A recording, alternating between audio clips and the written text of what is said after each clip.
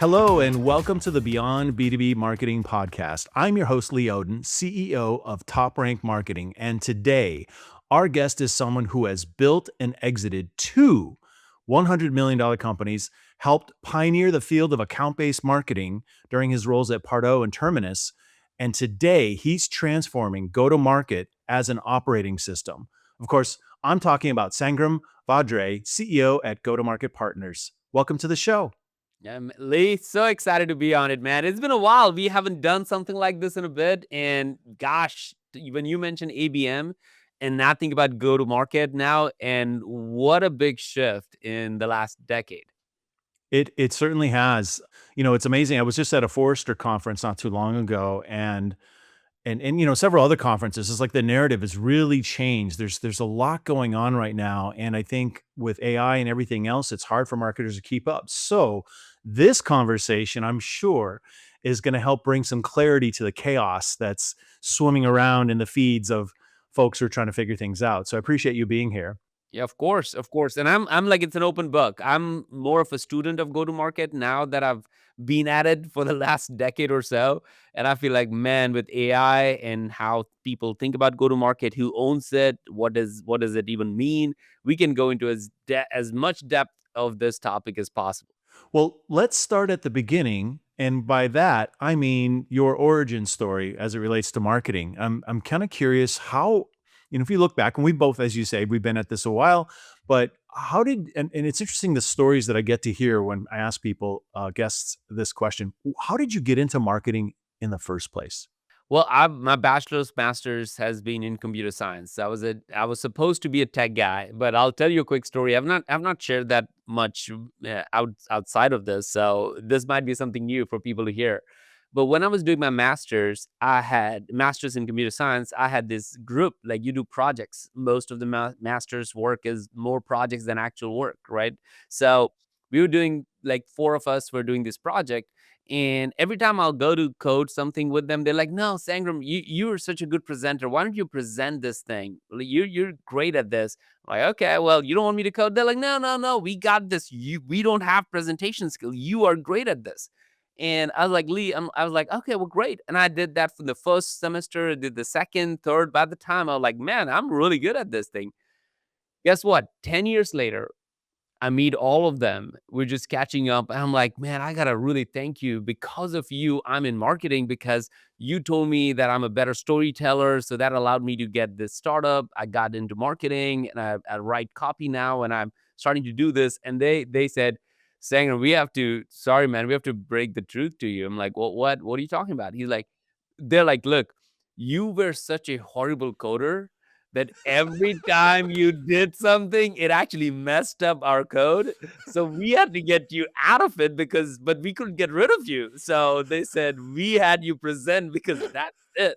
So Lee, Oh my I gosh. actually am an accidental marketer, storyteller, because for 10 years I believed their lie. And because of that, I'm actually became better at it because I just believed it. Oh, wow. That is fantastic. What a great story. Yeah. Oh my god, it's like a variation on fake it till you make it, you know? It's like you've gotta Yeah. believe and it's gonna Yeah. happen. And when others say you're good at it, that's like you really feel like, oh, I must be really good at it. And I'm sure I was okay at it, but it just gave me so much confidence because I did that semester after semester. And then when I got my first job as like a basic marketer, I was like, man, I can really do this. So I would with so much confidence. And a lot of it in life, I think, Lee, is about, are you confident enough to do what you're trying to do? At least do you believe in it? Because if you can believe in it, the chances of anybody else believing in it and the market believing it is just hard. And with all the category building with ABM and go to market, I feel like so much of it is that people say, man, if you believe in it so much, we'll give it a try. And I think that has Right. been the story of my last two businesses. Well, there's a famous quote from, I think it's Napoleon Hill, of that which the mind can believe, the person a human can achieve, type Yeah, of thing. So, absolutely. and it speaks to, I think, what a lot of marketers are looking for, and that is what to trust in, what to believe in, and they are attracted to confidence because there's a lot of different information sources out there today. some of it hallucination generated, meaning AI generated slop and all that sort of thing. It was just a lot of sources being propagated around what is the right way forward. So I think the human to human connection is more important than ever. And I think it's more important than ever, some of the work that you're doing today, like maybe you can talk about that. Like talk about your role at GTM Partners. And what are you most excited about? There are actually two things I'm really excited about. Number one, I think when we wrote the book Move, which is a go to market book that became a Wall Street Journal bestseller, and it sells more copies, by the way, now than in 2021, because guess what? Go to market is really a big deal. And with AI, I think it has exponentially grown. But, Jeffrey Moore, who wrote Crossing the Chasm, gave us a quote for the book. And he said, if I were to write Crossing the Chasm again, I would have written your book. Wow. And that was a huge endorsement of it that honestly, I think was one of the big reasons why it became a Wall Street Journal bestseller. But at that time, Lee, we were asking this question across the board from VCs to PE firms to CEO, who owns go to market? And the answer to that question is, and a lot of this might be surprising to a lot of your audience and most audiences that I talk to, is the CEO owns go to market. And that's what got us excited about it now more than ever, because at that time in 2021, when we got that answer, it was still elusive in a way. It's like, well, what does that even mean? How can a CEO own go to market? Can they even see everything? Are they not dependent on so many more people to do all the work that need to be done? What does ownership really look like? And now it feels like with AI, oh no, every CEO should own go to market. They should have full access to everything. You can connect all of your data and insights. You don't have to wait for somebody to create a glorified report to tell you what the data is telling you and where the market is. So, owning go to market as a CEO has been one of the most fundamental things that we have seen that helps or breaks a company. So that's the one thing that I'm very excited that actually is truly possible now, and we show it how to do it. And the second thing is just defining what go to market is. A lot of times, what I have struggled with is that I thought go to market was a marketing campaign or like a Well, sales. a lot of people are talking about it that way. Yeah, So yes, some clarity would be great.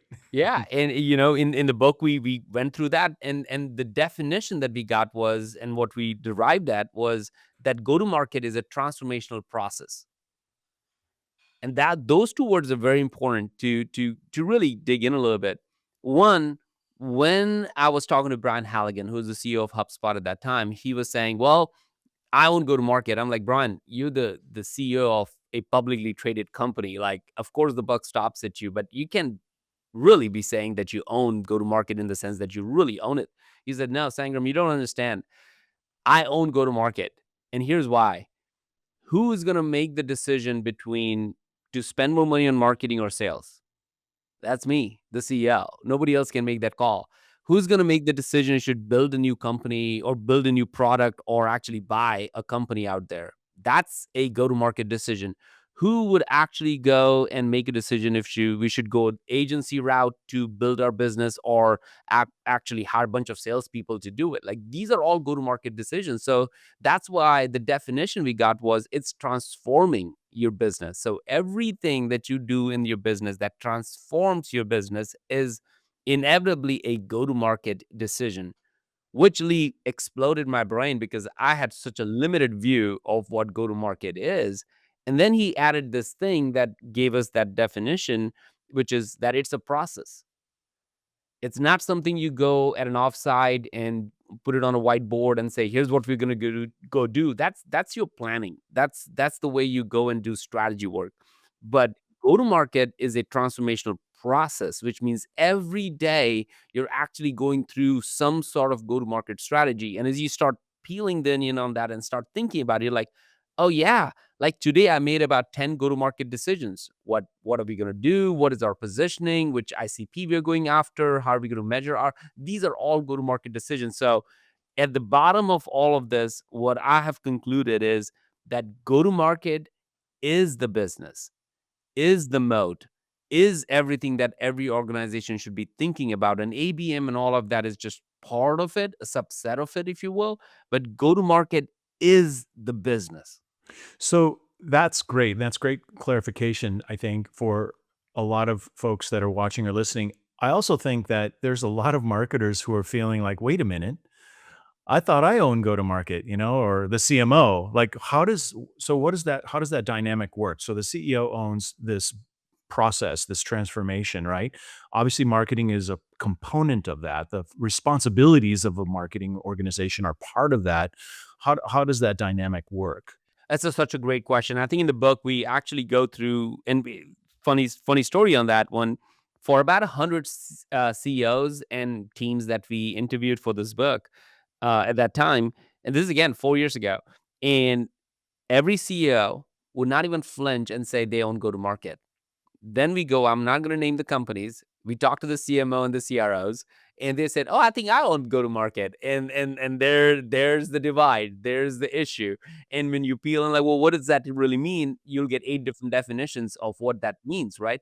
So the role of a CMO is incredibly valuable in the business. CMOs typically are the closest to all things that are happening when it comes to go to market. Because if there's not enough leads, CMO, go figure it out. If there's not enough deals, CMO, figure out some sales enablement. If the product is not catching up, CMO, go figure out how. Like, so the CMO is in the middle of all the problems, right? It's like one of the most chaotic role that you could actually have as a marketer. So within that, I think the best thing a CMO could do is become a great facilitator.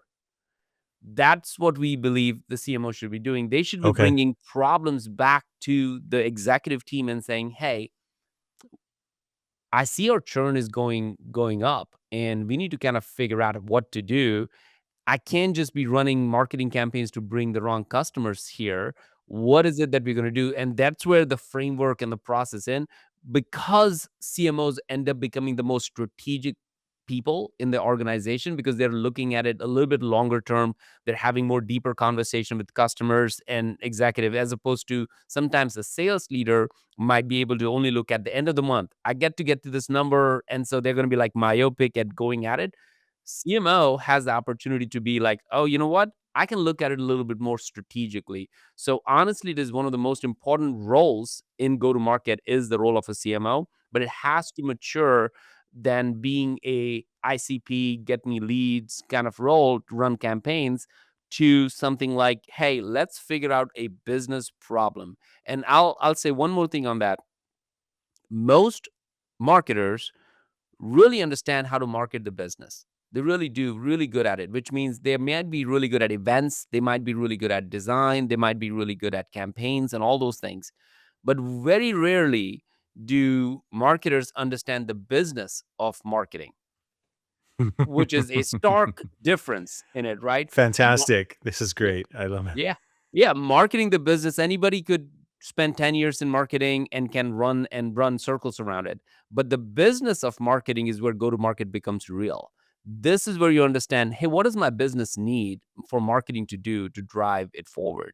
And that might mean more events. That might mean zero events. That might mean more webinars. That might mean zero webinars and do roundtables instead. So the business of marketing is where CMOs need to really mature into. Fantastic. Yeah, I love that because that business level accountability is something that, is part of the transformation I think a lot of executives experience as they level up in their careers, right? Having that business level perspective on the outcomes or impacts of the decisions that they're making as opposed to simply on the execution layer, right? Um, so I think it's on the website that you say, and then this is a framing thing I'm just really curious about. So you say, B2B companies don't have a marketing problem. They don't have a sales, customer support, or even a product problem. They have a go-to-market problem. Like, what do you mean by that? Yeah, it's like I always love kind of figuring a phrase out and then Yeah. sticking with it. Like, you talked about ABM earlier. The stat that I ran with for 10 years was a stat from Forrester, actually, the kind of the event that you talked about a minute ago, where they said less than 1% of the leads turn into customers And I was like, man, that's such a great stat. That just throws mud at every single person who's runs marketing and sales, because I'm like, who wants to be the person that says that, oh, 99% of the money, CEO, that you give me is going to go to waste? That's what it means. And that's what created the whole ABM transformation in the business. Similarly, when I look at now that I've ran Pardot, went from a $10 million company to a $10 billion company through the acquisition of it by Salesforce. And then Terminus, we grew from a million in the first year to 5 in the second to 15 in the third. And then we had this $100 million plus exit with a PE firm. What I learned about that, Lee, was that every turn at a million, at a 5, at a 10, either at Pardot, at Salesforce, or at Terminus, we were trying to solve problems departmentally. We were not trying to solve business problems the way they needed to be solved. And the reason I think it happened over and over again was because everyone was protecting their jobs. Everyone is protecting and showing up in every meetings with saying, "Hey, look what I've done. Look my metrics. Look who moved the cheese. Look, I'm doing the right thing." Right? All these things. I remember sitting. I think we were about 25 million at Terminus. I was sitting in this executive meeting disgusted because 25 minutes of the meeting was all about whose numbers are right and where the real problem is, right? And I'm like, man, that's rough. And then we hired a person who ran. Her name is Mallory. We hired her because she ran and she ran RevOps for us, and she sat in that meeting as well. And she looked at that and said to me, Eric and I, like the co-founder, said, "This is dumb." I'm like, "Yeah, this is dumb." She's like, "From now on, nobody's going to report on numbers. I will report on numbers." And that was the first time RevOps was a thing for us in go to market. And the next meeting we had, she said, "Here's what all the numbers. Here are all the things that are good, that are not good, and here are the things we should talk about. And now, from this moment onwards, nobody's going to talk about numbers. We're going to only talk about business problems." I was so happy that day, and it made me recognize the value of RevOps, the value of go-to-market operations, value of having a strategic view on it. So the reason we say that there's no marketing problem, sales problem, or it is because as soon as we say it's a marketing problem, we say, "Go give me leads." Like it's a default solution Right. for it. Or a sales problem, all of a sudden the salesperson feels like, oh my gosh, my job is on the line. So they're going to defend it and try to push it back to like, well, don't have the right leads. Or a customer success problem, they're going to say, well, we have the wrong ICP. So everybody's going to deflect as opposed to try to solve the problem. So by calling it a go to market problem, which is not a function, which is what the business is about, what I found was it elevated everybody's. They came to the meeting with a sense of purpose as opposed to a sense of defending themselves. And that changed everything. So when we advise companies, Lee, one of the first thing I look at is show me your calendar and show me the meetings that you have. And if the meeting said pipeline meeting or marketing review meeting or like any of those meetings that is departmental, we say, well, that is your problem. You're not solving business problems. And that's why we created this phrase like, look, you do not have a marketing problem, because if that is what you want to look at it, then that's what you're going to try to solve for. And maybe you need to go create a better feature in the product. Maybe you need to create a different solution on the sales enablement side. Maybe you have a certain different things, but if you pin the problem in a department, well, guess what? Everybody's going to focus on the department as opposed to the business problem that might be right under your nose. Yeah, it that's great because elevating things to a strategic and more accountable level at the business level is really where the impact's gonna happen, right? Otherwise, you're just amplifying what's already broken, or you're siloing what should be a not siloed and integrated solution, a more strategic solution, Yeah. it And sounds like, yeah. yeah, and the other thing, Lee, we have realized in this is that, and it took me a minute to get this, business transformation happens in teams. It doesn't happen in departments. So if we were to go in and if we tell every time, they're like, okay, can you help us with our marketing team? We're like, no, we're not gonna help you with your marketing team. Oh, can you help us with the sales thing and apply this thing? And I'm like, no, we're not gonna help you with your sales team, because there are enough companies who do that, right? Like there are great frameworks for very specific things. But what stops most companies from succeeding, and we did a whole research around that, where we asked go to market leaders, like, what is stopping you from hitting your numbers? And 68 to 78%, roughly, because we run this almost every quarter, roughly around that number, about 68 or sometimes all the way to 78% of the go to market leaders say the number one thing that's stopping them from hitting the numbers is not market, it's not competitive landscape, it's not even AI. It's the go to market clarity of what bets they should take in order to get to that number is what they are really, really hurting. So because there is no clarity in it, the transformation is hard. People are in their silos pushing back. And that's when I realized that, whoa, the real issue is that business transformation is trying to happen in departments as opposed to team. And the team is not your team or marketing or sales team. Team is your executive team. The CEO has to own it at the executive level, and he or she has to bring the team together to say, we're going to work on it. Classically, an example like an ICP problem. ICP is not a marketing problem. You and I have seen so many times where people say, "Oh, marketing, go figure it." No, no, no. ICP has to be a go-to-market problem.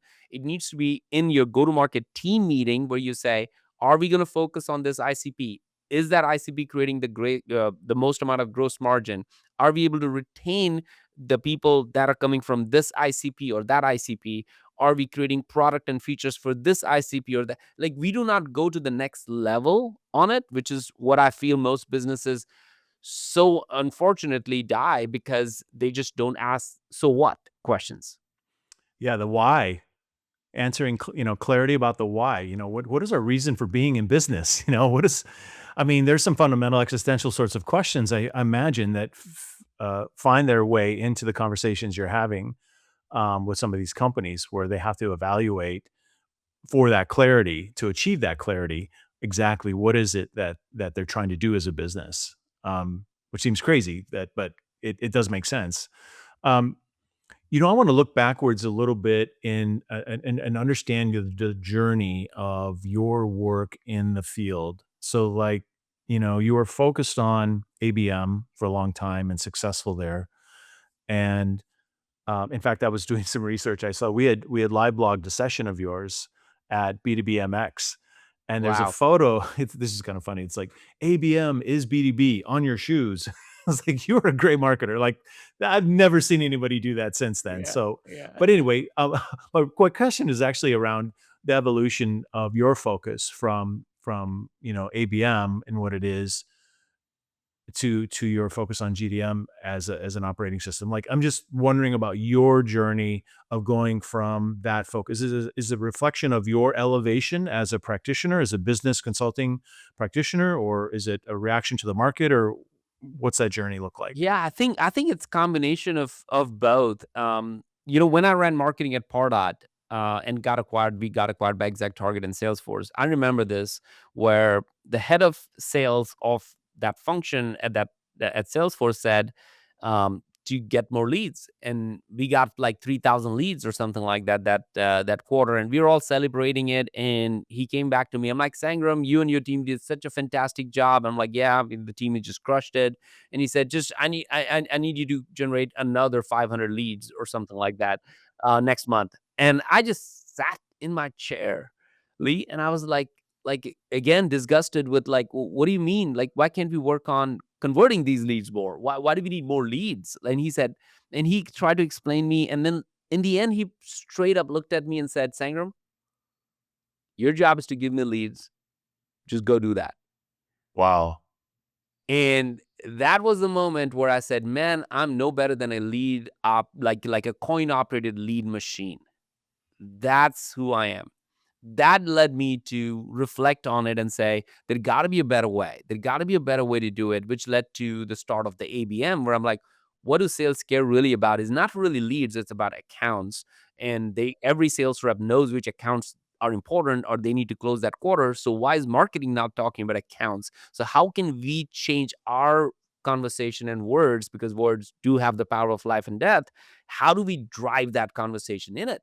So it changed this. So that's why it was a personal challenge I felt like in that conversation. Like, I'm at this $10 billion company, and here I'm just totally working on leads. That started Terminus. So it is a personal reflection, if you will.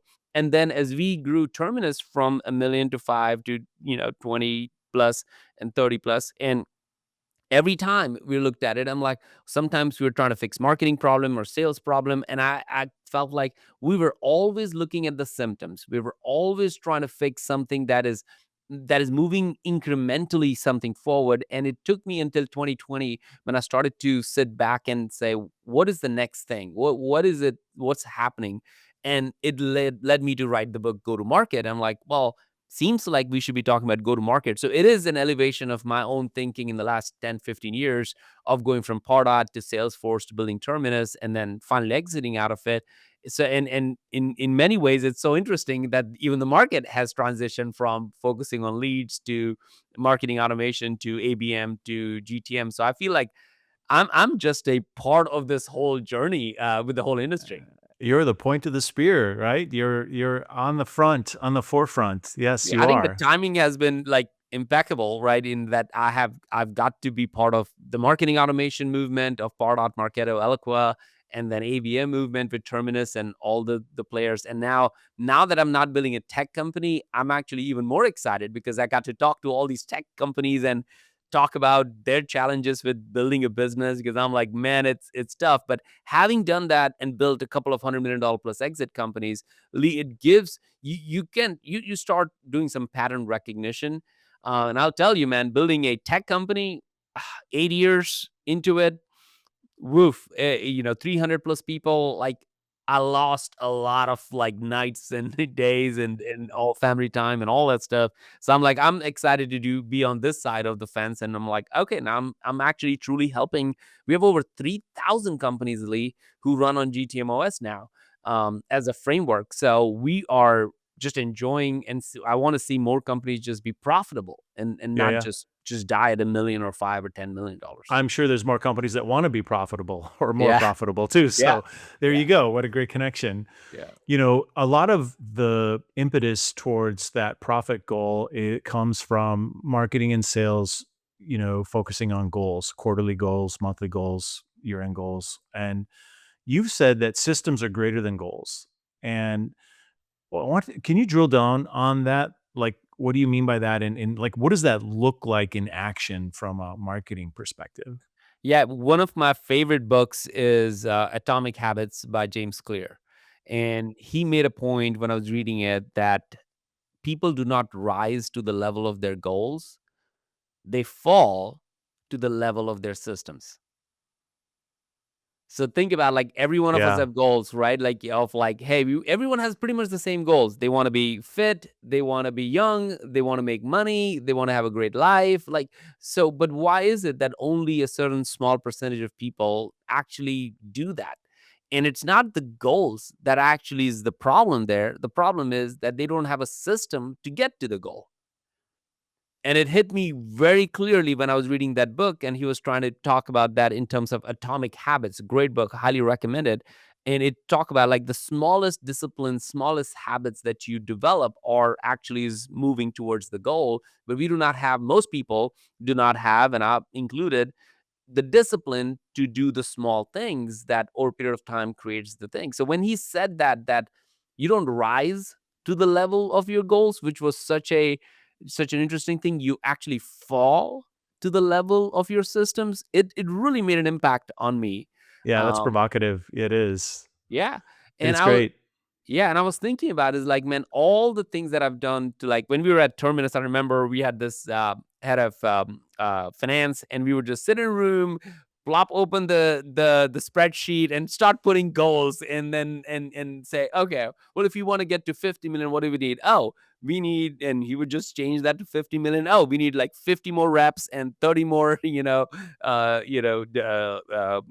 campaigns to run around this thing, and we need so much budget in marketing. And it was just a spreadsheet of bunch of goals, and you can make everything looks fancy, everything look good, or everything look bad. Like, you can just do that.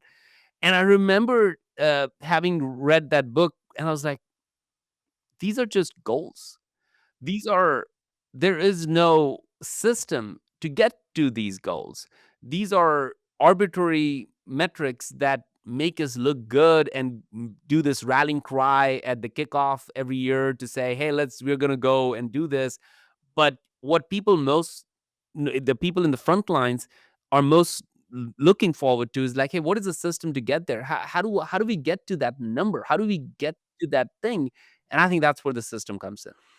I love that because it aligns so much with sort of transformation that we've undergone at our own company and the consulting that we do for B2B tech companies especially, and that is building up a system.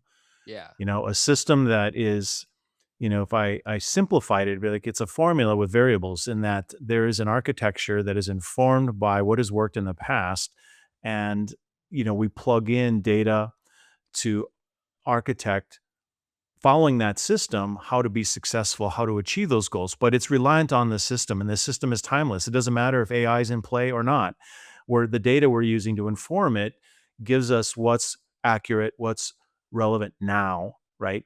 Anyway, the system notion of system, I'm just saying, I agree with that. Another thing that I think is pretty important for folks to be paying attention now is this notion of trust. And you've talked about that quite a bit, especially as it relates to revenue retention, right? Trust and NRR. But a lot of marketing still optimizes for acquisition and getting those logos, right?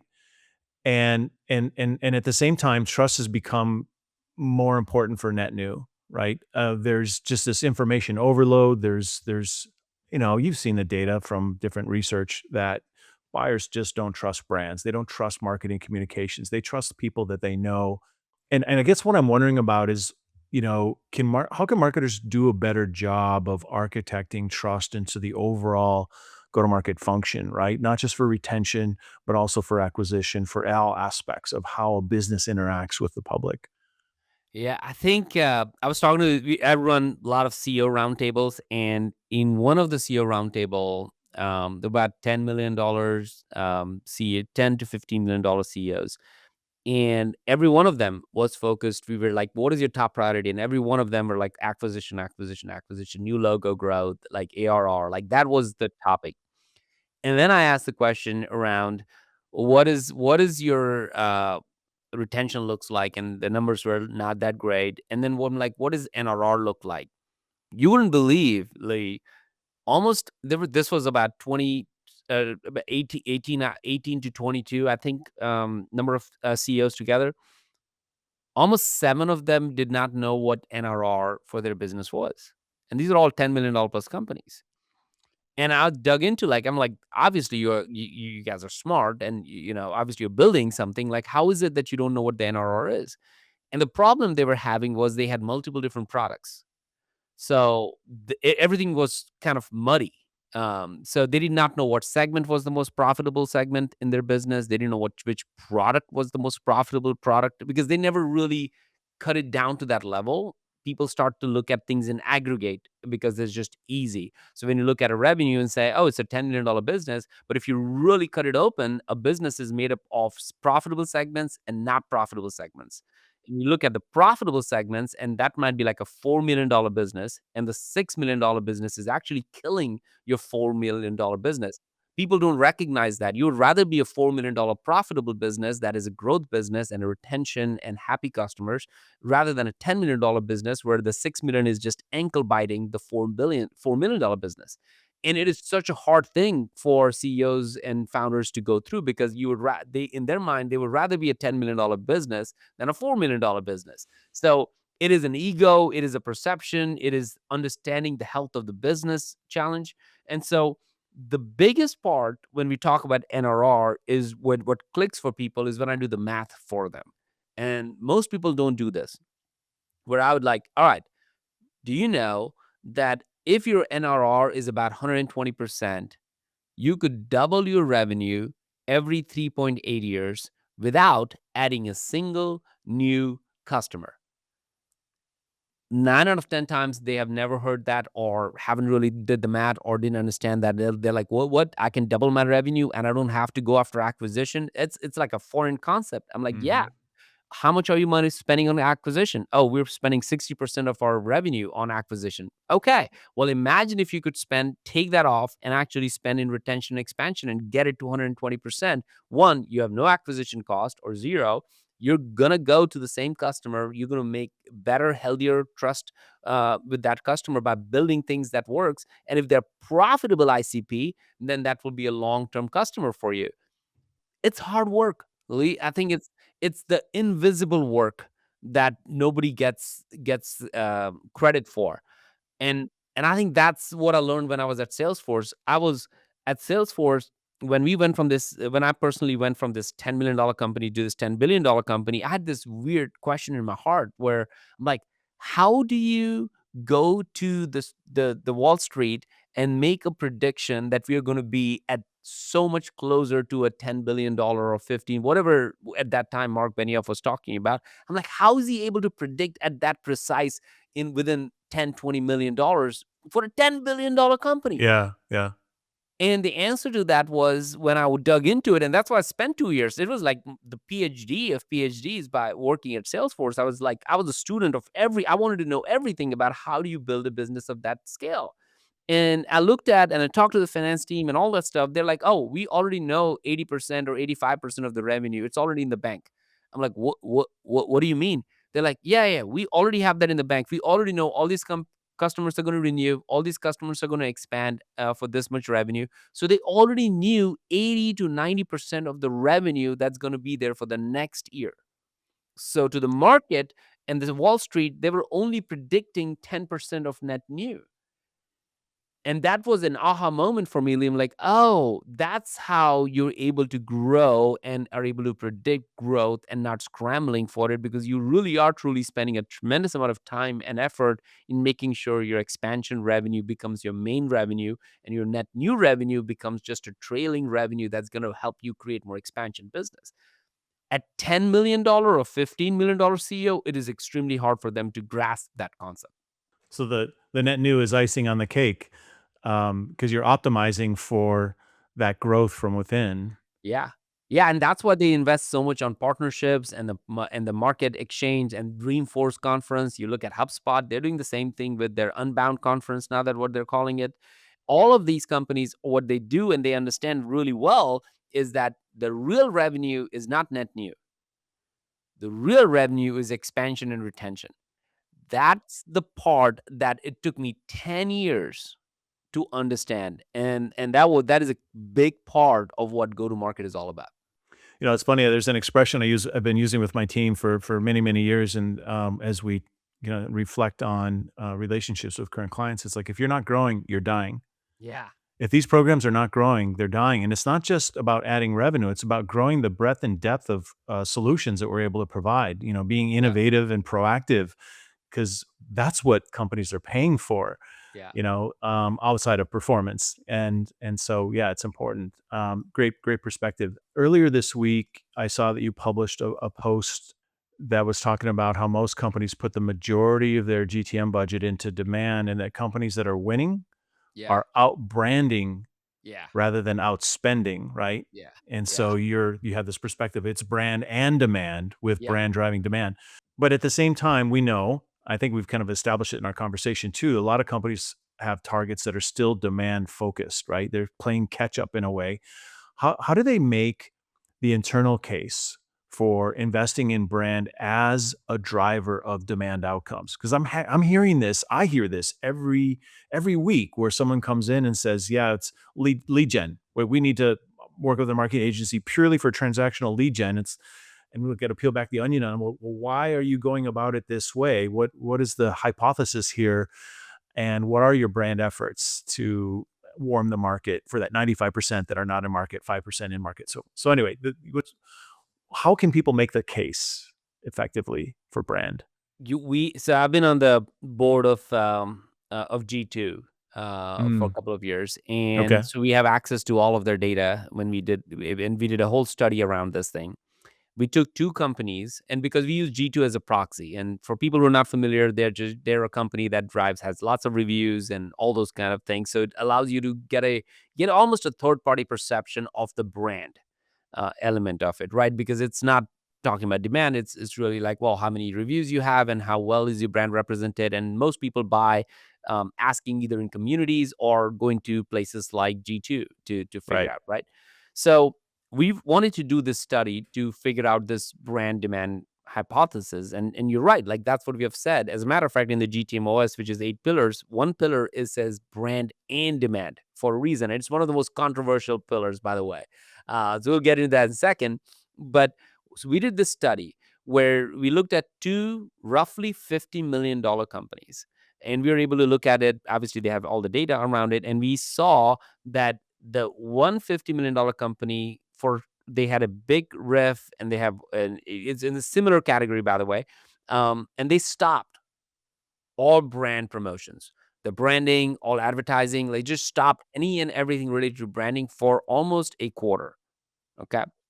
During the same exact time, in the same category, we saw roughly $50 million company increasing their brand presence. And so they were advertising, they were at the right events, they were putting themselves out there. They have all these influencer programs going on, all those things happening. Same exact time for a quarter period of time. Then we looked at the number a year later, what happened with each one of those companies. What we found, Lee, was the company that dropped all brand activities in that quarter, it took them 4 more quarters to get back to acquisition at scale, Wow. because people do not recognize the implication of no brand. The branding is almost an imprint in your mind about some business. And if you're out of sight, you're out of mind. And if you're out of mind, you're not in the top 3 list of companies. People start thinking like, well, maybe I didn't see them today this year at B2B SMX, let's just say, or Forest or whatever that might be. Maybe they're not doing that well, or maybe they're not. So there is a level of perception brand creates that is impossible to attribute in it. But from a data perspective, what we saw, just one quarter, roughly of one quarter of no brand activity, took them 4 quarters behind the other company that literally escalated. They just started to spend a lot more in that quarter, and then they plateaued on and they stayed constant on it. It took 4 quarters for this other company to even come back to the same cost of acquisition of a lead, of a customer, because it took 4 quarters to get back into the mind of their buyers. And that is why we say brand drives demand. Now, if you Yeah. spend way more on demand, that is a branding. You're paying almost, it's almost like you're paying for the brand in the demand context. So you're paying $10 to get a lead because you just haven't done it. But if you have the brand for it, you might be able to spend $2 to get the same lead. And so you're going to end up spending on branding in some way, shape, or form. You might spend it at the cost of a pay per click or whatever you're doing right now. But if you actually spend on brand, your cost of acquisition by default will go down. So you're going to end up spending. That's why we always look at P&L. It's marketing and sales is a joint one line item. It's not two line items. That's why we put brand and demand as a thing, is that it goes hand in hand. And as a matter of fact, you're going to pay for it one way or the other. How you position it, it's up to you. If you love the fact that I'm spending on demand and not on brand as a way of, that's a perception problem, not a reality problem. Yeah.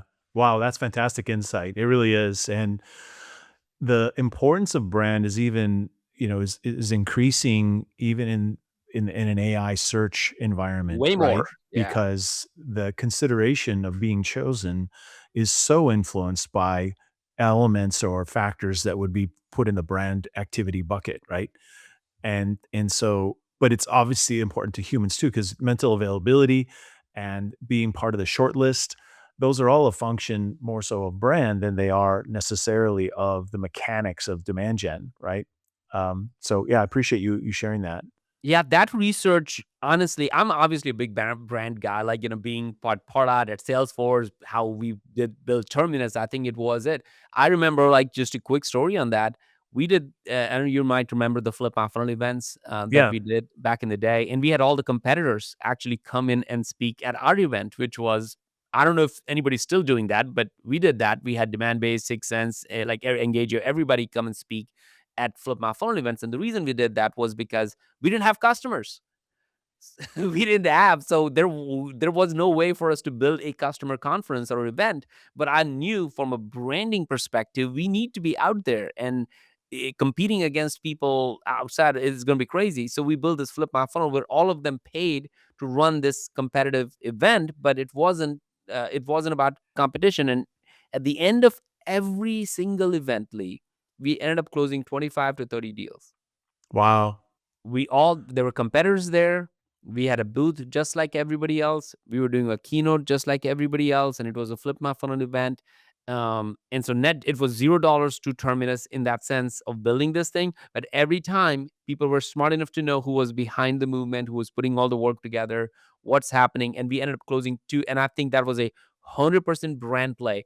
If we would have Yeah. run ads to say, "Hey, we are the best company in the world called ABM, and you got to do this thing, and we'll show," we would have spent so much more money but still haven't gotten the traction. By doing the brand play, we ended up becoming the fastest growing company in that space, especially in the first 3 years. That's such a great case study too.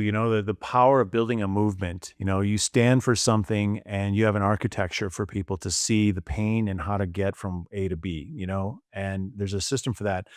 I am wondering though about the intersection with things like influence there. Forrester this year, and we've done 4 research reports on B2B influence. So we surveyed thousands of B2B marketers about how they're implementing influence. But I'll put that aside. And Forrester's prediction was 75% of enterprise B2B companies will invest more in influence. Mm. And so part of driving community, part of driving authentic advocacy and engagement and understanding, getting attention that's trusted, through community is certainly, if you demonstrated through that story, a real thing. And at the same time, I'm wondering about what your opinion is around achieving that also through influence, meaning that Yeah. we're not just buying reach, but we're partnering with trusted voices in a marketplace to help us tell the story of our brand. It's one thing for our brand to tell the story, like you say, we could just advertise, or we could have a community environment where we could learn together. What about having other people tell that story, share the good news? And I'm just wondering what you think about the intersection of influence and community building as being powerful assets. I think without having an influence strategy that actually creates a perception in the buyer's mind that this is important for me, it is going to be extremely hard for the businesses of the future to actually have a sustainable business. For example, when I think about a company like Lovable, they just created this massive thing and people created. At the same time, I worry about them because I think they haven't seen a retention play in because they're just a year old. So they haven't seen what companies go through and all that stuff. And I looked at the study recently around this, and millions of people are trying to use it, but there are only like a handful of people are actually implementing and using a real product coming out of it. So it's like a toy to most people right now. They're not actually using it, and they would do better if they spend all of their time on the people who actually build something that actually makes money to Yeah. make the case for their brand, and not just say it's easy to build an app. It's more like, hey, it's now with building an app, it's now possible for you to make money, and they haven't connected that dot beyond it's easy to make an app, right? So they're still in the early stages of helping it. So the influencer marketing would, like I would say, I mean, they should be all over that. They should get every single creator who's making money using Lovable app, they should be actually all over it and telling that story. But I still see in the market they're telling a story of like, hey, it's easy to create an app. Well, so is on now Claude is going to do the same thing, and so is the next thing. I use, like, for example, Superhuman to do my emails and drafts and all that stuff. 2 days later, I found another company that had a similar product, and then I'm like, oh wow, okay, they're doing something, and they did it auto drafts, and literally a week later, Superhuman created auto draft as a feature in it, and that company had raised $7 million. And I'm like, well, why would I like? So I'm like, wow, product is no longer the moat. So if product is no longer the moat, then what is the moat? Well, in my mind, it is ultimately distribution is going to be your moat. Like, how well are you going to be integrated and distributed with everything else in the marketplace? Well, how do you create distribution? How do you create that level of understanding in the marketplace? Influencer marketing, or allow or surrounded by the people that actually believe in that, will be, because if you do it and and somebody else is doing it, and they're all the people I look up to, I'm like, you know what? I'm going to give this a shot because that's the next magic quadrant, if you will, is the influencer marketing. And most people are not spending enough time. This goes same as the brand and demand. People think that demand is what they want, but you don't get there without having this level of thing. So I look at Lovable, I look at all these things. Is like, man, if I were marketing these companies, I would spend so much more time on success stories of people building it, and that's where Right. influencer marketing comes big time in it.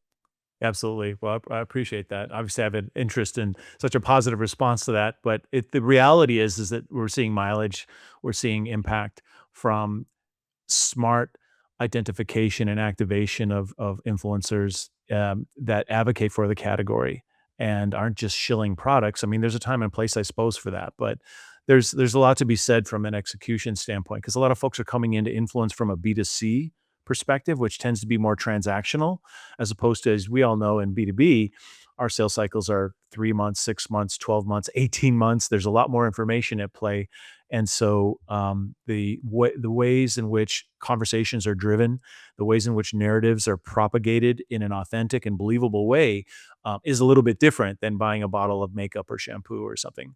Right, right, right. Huge, huge. And you know, especially if you're in B2B, right? Like it's such a considered purchase. You have all these other people looking at you. And I don't know how much you can really spend on I think there was a time when you have to be in a magic quadrant to be well known, and especially at enterprise level, it makes a ton of sense. I think the new magic quadrant really is influencer marketing, because if you have the 10 right people in that particular industry saying that, yeah, this is there's a way to do this, and this seems to be a better way, you're being great at it. As a matter of fact, at going back to the flip my funnel, the first time I did the event, I did not know anybody in B2B. I didn't know what it looks like because I'm just coming into the Pardot Salesforce scene for a couple of years. So I knew a little bit, but not a whole lot of people. And so I'm like, what? How do we bring this event together beyond the competitors? That was part of the competitor, was to actually get money because we didn't have funding. So that they would all spend $10,000 with us. So that allowed us to do the event at no cost. But then why would people show up? When there are all these vendors sponsoring it, why would people show up? So at that time, this is 2014, I think I did like 1.0 version of whatever you are doing as influencer marketing right now. I reached out to Scott Brinker. I did a video at that time. I literally went to the small room and I did a video. This was a new thing, to every one of the top 30 influencers out there, and said, hey, Scott, you've been writing MarTech for a long period of time. I love what you're doing. I love to see if you can come and do it. It's called Flip My Funnel, and there is no agenda other than talk about whatever is the new thing that you want to talk about in marketing. And that challenges the status quo of marketing sales. Same thing with Megan Eisenberg. She was an up and coming CMO. She has had like exits like beyond crazy. I did a video for her. I did a video for Sydney Sloan. So I did video for all these Great. influencers that were all known. Jill Raleigh at that time say, hey, you actually were at Salesforce and Eloqua. You're the queen, Elo Queen. Like, I would love for you to tell that story. I did a personalized video, Lee, for every one of these 30 people. And every one of these 30 people said, nobody's ever done that for us. And this is 2014. Still don't know if people do that. And every one of them said yes. And every one of them Awesome. flew on their own dime to come and speak at a nobody's event called Flip My Funnel.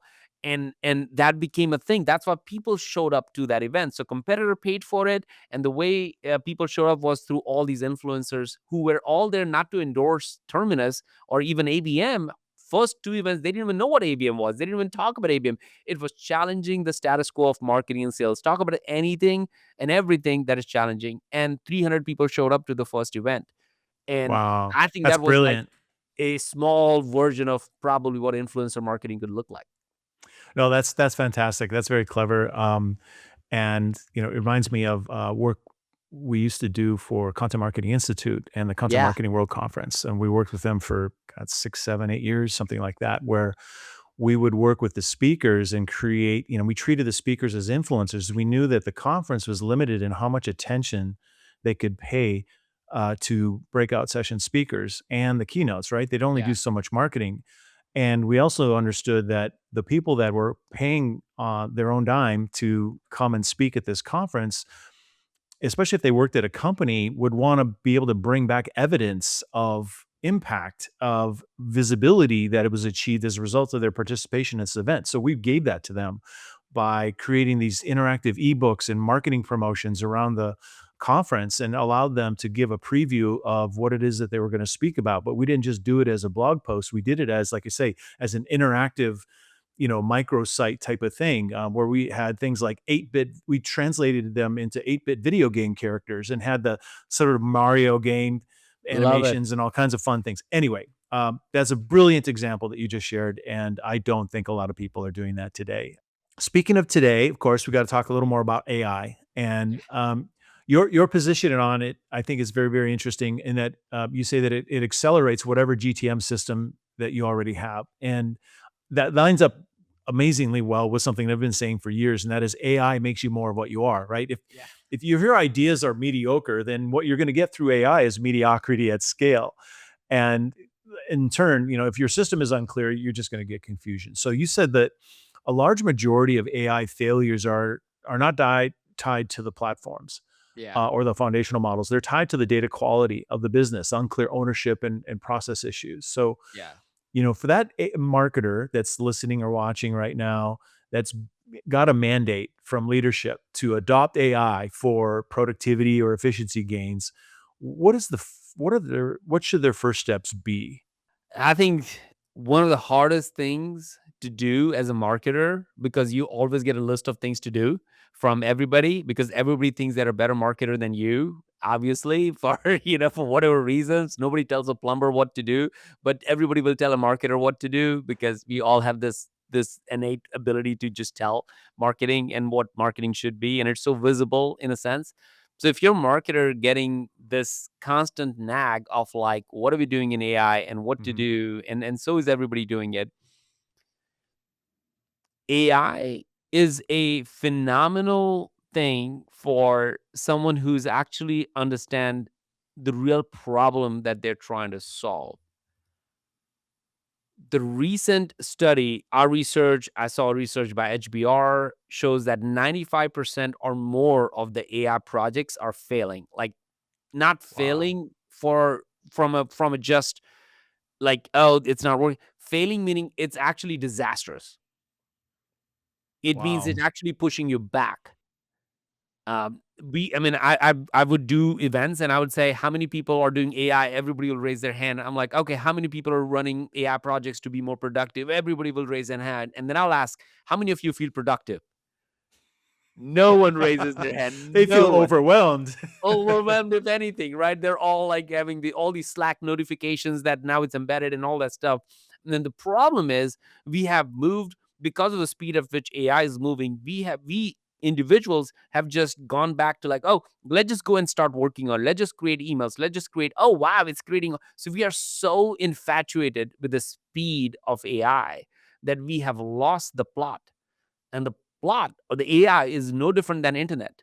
So we didn't just go and create websites for the sake of creating websites. We put thought in it, like what should be the positioning, what should be the messaging, what should be the call to action, where do we want to take the journey. But AI does it, so we stop thinking, and we have been using AI to do the thinking for us. And so one of the biggest thing that we tell marketers, and any executive, by the way, into this, is that if you use AI to do the thinking for you, then you have missed the point of AI. AI purpose is to help you grow the business. AI is to you need to AI to build how you want to think, right? Like, and that's the part people are missing. They're not using AI to build, they're using AI to think for them. So of course the net result of it is garbage. And it's not driving. That's why 95% of these projects are failing. So every person who has had this mandate from the board and everybody do more AI, they have to ask this very important question: where can we grow the most? It's like the first question of our GTMOS pillar.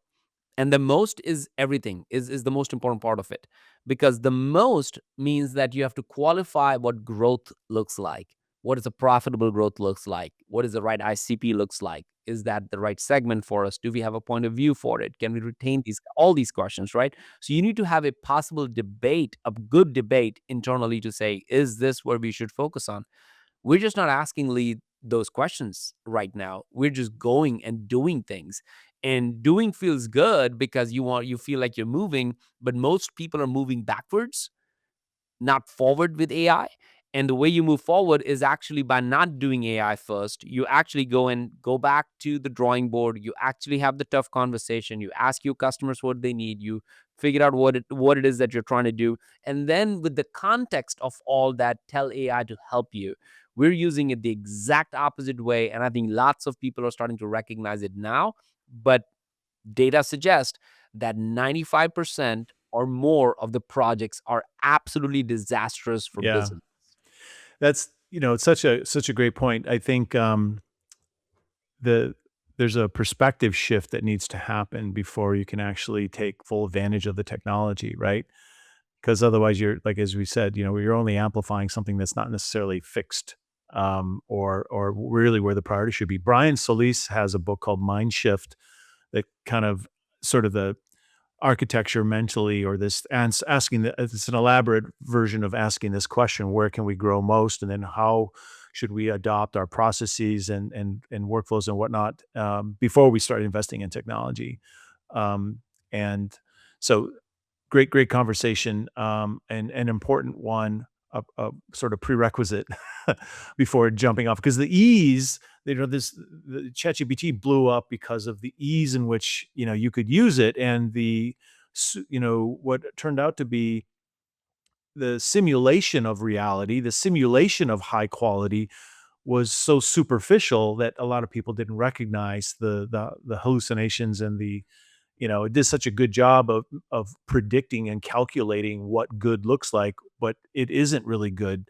And therefore, those that don't know any better put that into market and find out, oh crap, just like these a couple of large management consulting companies have put, really expensive reports in the hands of their clients. And it's like, oh shit, some of this was just made up. Some of these Made sources don't up. even exist. Yeah, and people have Anyway, to now do more work reading because you're sending those reports to somebody, so now they're spending reading more crap. But this is interesting. I don't know most people realize this. I was on an AI. You're a part of an AI. There's a bunch of people who have been spending like really deep thinking in AI, and we were going through like, have you thought about this, Lee? Where why does why does it write in front of you? Like when you type a question, it actually shows as if it's writing in front of you. But in reality, it has all that information. Why doesn't it show you the entire? Let's say you say, give me a LinkedIn post on this topic. It's going to show as if it's writing every single sentence. Why doesn't it give you that whole thing?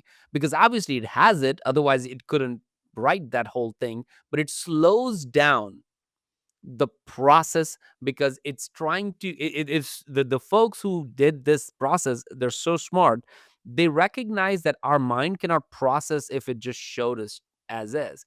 right. So they put a delay in how to show it so we can read it and still feel that dopamine shot of like, wow, it's doing this work for me.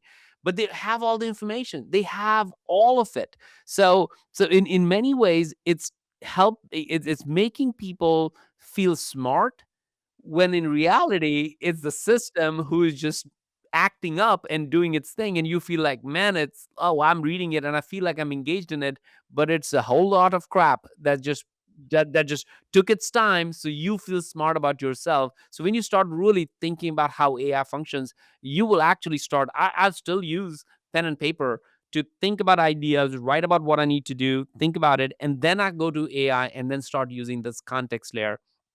I fell in the same trap like most people in the beginning days of like, oh, what do you think? I'm asking AI, what do you think? And I'm like, shoot, I've just missed the plot. And I had to go back. It took me a month almost to like, okay, I need to think for myself better. And now I have more original ideas back as opposed to AI saying the same thing that it's telling every single person.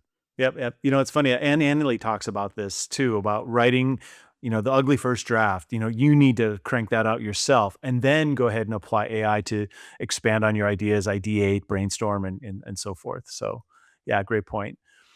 let's think about a CEO situation, a CEO mandate, let's say, that's being given to a marketer that they've got 90 days to improve go-to-market performance of their organization. If you're part of that conversation, what are the first three things you would, three changes, I guess, you would make using the GTM operating system that you're a part of, that you're Yeah. advocating into the world? Yeah, and people can go to, like, we have over 100,000 people who read our research, so they can just go to runongtmos.com to Great get. website, by the way. Yeah, thank you. Thank you. It's been a fun thing to do, and write, because I think writing is thinking. So it helps, it allows the thinking to flow. And I'll encourage everybody to start writing. Even if you never publish, just start writing, because it's not about perfect English or anything like that. I'm far from it. But it allows you to think. It gives you enough time, your brain, to do it. So I've learned this for a decade now, that writing is actually thinking, not the other way around. But that conversation is so important. What you just brought up, Lee, around, like, what should you do in the first, like 90 day, if that's what it is. I would take the time. Take the GTMOS. It has 8 questions in it. Our research shows that most companies that do well, they have clarity around these 8 questions. And some of those questions are like, where can you grow the most, which we just talked about, or what is the most differentiated point of view, not the same point of view as your customer or as your competitors. Because if you go to your website and their website, and if the messaging is the same, you do not have a differentiated point of view. You probably are playing in the same category. You need to have some differentiated point of view. That is truly so. There are words for each one of those 8 questions that will force you to think deeper, but you can build your entire go to market strategy on that one slide. And I did this with Yamni Rangan, who's the CEO of HubSpot now. I did this with Henry Schucks, who's the CEO of ZoomInfo. I've done this with lots of Wow. companies.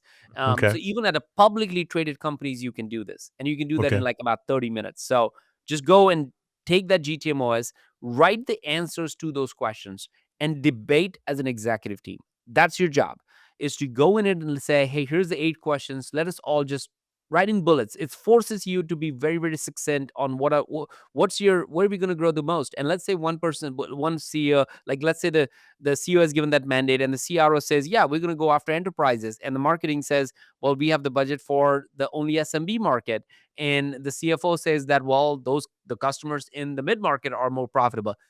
That debate, Lee, you doesn't happen. It needs to Mm, happen in every business. but it needs um, to, yeah. yeah, right. Like, so you really go through these 8 questions to get clarity. And that's a very important work. It's the clarity is what gets companies to move forward, not certainty. You don't really know what's really going to work. But I bet you that if marketing, sales, customer success, product, the CEO, the ops, if everybody aligns on the bets that you're going to take, and everybody says, hey, you know what, we're going to go after this market, this size of customers, this industry, and all that stuff, you're going to have a lot more success than marketing going after SMB, sales trying to close enterprise deals because the compensation on that one is much higher for them. CS is just trying to figure out how to have balance, and they're giving the same amount of importance to $100,000 deal that they give to a $10,000 deal. All these things happen because it GTM is not connected. And there's no reason why, if you believe go to market is the business, if is the whole conversation, if I was able to convince anybody of anything, I would say I want you to recognize that go to market is the business. That's the final frontier that's stopping businesses from growing. So, and how do I know what's going on in my business? If your entire executive team does not have the clarity around these 8 questions, Lee, it is almost virtually impossible for you as a business to grow. Doesn't mean you need to have certainty around everyone, but you need to have clarity around what market we're going to go after, what's our point of view, which go to market motion we're going to focus on, how our customers going to remember us and value us, and what metric are we going to look at that will show success for this quarter. If you cannot get this level of understanding at the executive level, Mhm. those companies are going to fail. Yeah. Yeah, good luck. It's it's sounds like a fantastic tool for challenging the status quo, because and that's important because no accelerated growth ever happened because of folks following the status quo. So, yeah. Well, this has been fantastic. Really rich insights that you've shared. I want to wind up with a question that kind of taps your imagination a little bit. Um, Suppose marketing was not in the picture for you, Sangram, and you could do or had to do anything else. What would it be as a career? Yeah. Um, like the folks in my university made me become a speaker. I did not know that was a skill I had or had to develop. I think if I wasn't doing marketing as such, I think I would just love to figure out how I can be like for lack of a better term, like a motivational speaker of sorts. Like because I enjoy seeing sparks in people's eyes around when things change and when they can do something better. I love the idea that we are in this continuous improvement of ourselves and transforming every single day through all the things. I love being deep in faith. So I would be talking about faith all day long and how does that shape us and what to do and how do you go through the toughest time in life through the roots of having some sort of faith that makes you do and go through it. I probably will be all the time outdoors and doing campfires and storytelling because I want people to tell stories. I want to hear stories. I think stories is how we all have spent hundreds of thousands of years knowing about what happened, what not happened, and storytelling is the oldest form of marketing. In a way, right? So I would do all those things. And I think in some way, shape, or form, I think I still do those things somehow in my own marketing world, but Yeah. that's what I would do. Yeah, well, you're a great speaker, that's for sure. And I've seen you present, and it's hey, who knows? Who knows? It's an extra thing you can do. Well, fantastic. Thank you so much. So you've got a lot of places where people can connect with you, but we're gonna obviously link to the book Move, and we're gonna link to your websites. But where's the best place for folks to connect with you? Yeah, I mean, Run on GTM OS is a great place for people to just read research because we drop in new research every day on go to market.